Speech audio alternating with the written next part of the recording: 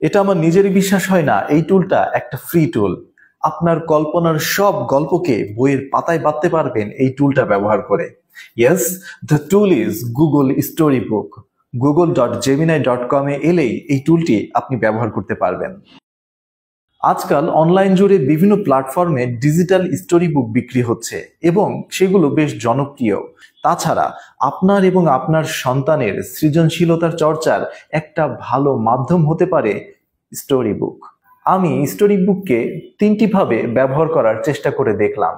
প্রথম স্টোরি বুকের জন্য জেমিনাইতে এসে চ্যাট বক্সে জাস্ট লিখলাম, create a story book for my 8-year-old son showing the negative impact of watching games and cartoon on mobile. বাংলাতে করার জন্য আরো লিখলাম, ডু দিস ইন বাংলা। এরপর যে স্টোরি বুকটা তৈরি হলো সেটা ছিল আমার প্রত্যাশার চেয়েও বেশি।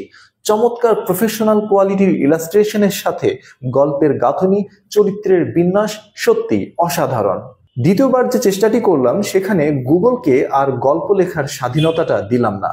এবার রবীন্দ্রনাথ ঠাকুরের বীর পুরুষ কবিতাটি কপি করে এনে চ্যাট বক্সে পেস্ট করে লিখলাম, এই কবিতার উপর ভিত্তি করে বাংলায় একটি স্টোরি বুক তৈরি করো।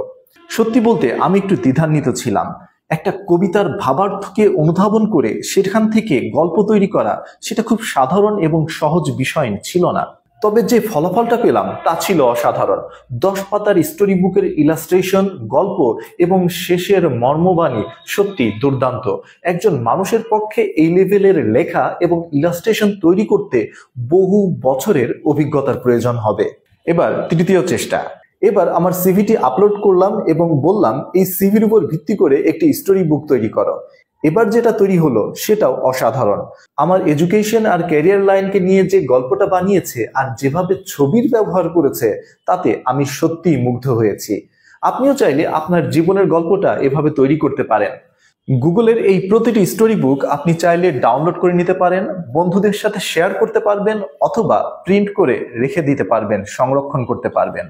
গুগলের এই স্টোরি বুক ফিচারটা আমার কাছে মনে হচ্ছে শিশুদের সাথে বইয়ের সম্পৃক্ততার গল্পের একটা নতুন অধ্যায় রচিত হতে যাচ্ছে এই গুগল স্টোরি বুকের মাধ্যমে। সৃজনশীলতার একটা গুরুত্বপূর্ণ হাতিয়ার হয়ে উঠতে পারে এই স্টোরি বুক।